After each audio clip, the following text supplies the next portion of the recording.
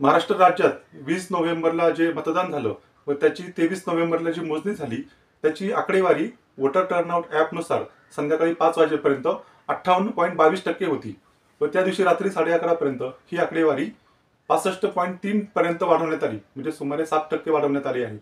व दुसऱ्या दिवशी काउंटिंगच्या पूर्वी पुन्हा ही 1%ने वाढून 66.05% वाढवण्यात आली आहे. म्हणजे एकूण 76 लाख मते वाढली आहेत. तर ही इतकी मते 5 ते 6 या एका तासात कशी वाढली याचा समाधानकारक खुलासा निवडणूक आयोगाने करणे गरजेचे आहे. भले थोडीशी गर्दी संध्याकाळी वाढत असली तरी 76 लाख इतकी लोक मतदान करण्यासाठी येतील आणि हा उन्हाळ्याचा दिवस नाहीये, त्यामुळे इतकी लोक संध्याकाळी येतील हे शक्य संभवत नाही. दुसरी गोष्ट, तुम्ही पर्सेंटेज का देत आहे?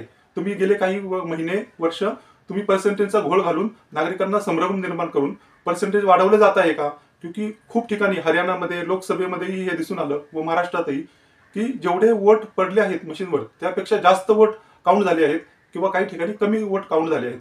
तर हा खुलासा केव्हा येईल? जेव्हा फॉर्म 17C चा डेटा पूर्णपणे जनतेसमोर आला पाहिजे, जो मतदानाच्या पूर्वी सुद्धा देत नाहीयेत, काउंटिंगच्या पूर्वी किंवा आता काउंटिंग झाल्यानंतरही निवडणूक आयोग देत नाहीये. हा डेटा सार्वजनिक केल्यामुळे किती एक्झॅक्ट वोट पडले होते त्या मशीनवर व किती वोट काउंट झाले याचा पूर्ण माहिती जनतेसमोर येईल. कारण निवडणूक आयोग हा जनतेला उत्तरदायी आहे, विरोधी पक्षांना किंवा राजकीय पक्षांना नाही. त्यामुळे निवडणूक आयोगाने पूर्ण पारदर्शक राहिले पाहिजे.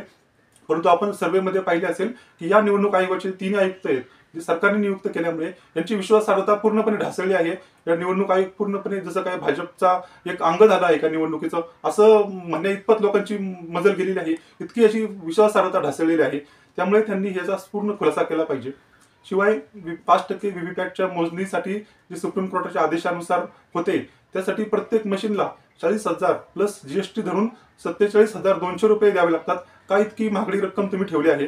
म्हणजे तुम्ही उमेदवारांना तिथेच नाउमेद करत आहेत. ही रक्कम कमी करून माझी मागणी आहे की 1,000 रुपये ठेवले पाहिजेत.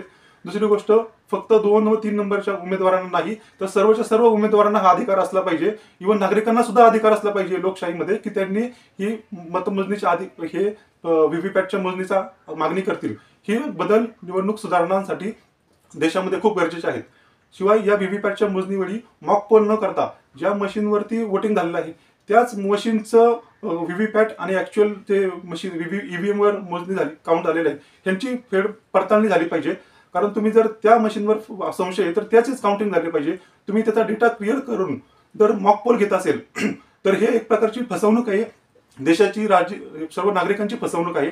त्यामुळे निवडणूक आयोग हा रडीचा डाव खेळून भाजपला कुठेतरी मदत करत आहे असं दिसत आहे. या सर्व प्रश्नांची समाधानकारक उत्तर दिली पाहिजे व निवडणूक सुधारणा या तातडीने अंमलबजावणी केली पाहिजे. निवडणूक आयोगाने या संदर्भात तातडीने पावले उचलावीत ही विनंती. जनशक्ती YouTube चॅनेलला सबस्क्राईब करून बेल आयकॉनवर क्लिक करायला विसरू नका.